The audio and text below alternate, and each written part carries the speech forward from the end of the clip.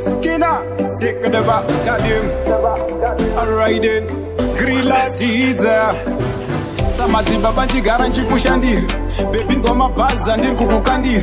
Ameno kana uri kubata contextual meaning samfundisi nchigara nkakunamatira. Ameno kana uri kubata mabhazi uri kukandiro. Ndokanda pa bedroom pa kitchen pa wandiro.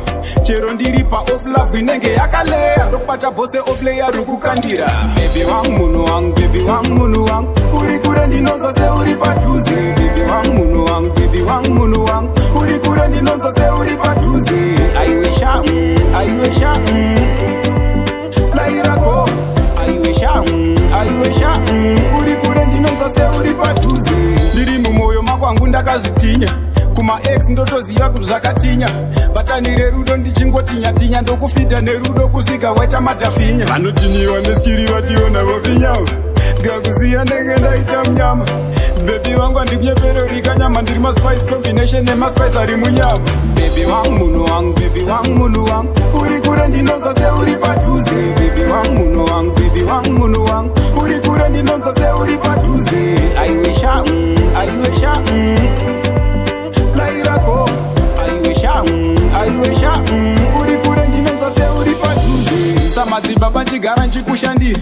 Baby ngoma baza ndiri kukukandira.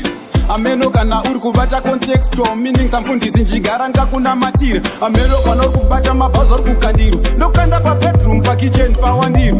Chero ndiri pa off love inenge yakaleya. Ndokubata bose off layer uri kukandira. Baby wangu munu wangu, baby wangu munu wangu. Uri kure ndinonzo se uri padhuze. Baby wangu munu wangu, baby wangu munu wangu. Uri kure ndinonzo se uri padhuze. Aiwesha, aiwesha, lairako. Aiwesha, uri kure ndinonzo se uri padhuze. Ndiri mumoyo makwangu ndakazvitinya. Kuma ex ndotoziva kuti zvakatinya. Batanire rudo ndichingotinya-tinya. Ndokufita nerudo kusvika waita madhafinya. Vanotiniwa neskiri vationa vofinyawo. Ngakuziya ndenge ndaita mnyama. Baby wangu andikunyepere kanyama. Ndiri maspice combination nemaspice ari munyama. Baby wangu munu wangu, baby wangu munu wangu. Uri kure ndinonzo se uri padhuze. Baby wangu munu wangu, baby wangu munu wangu. Uri kure ndinonzo se uri padhuze.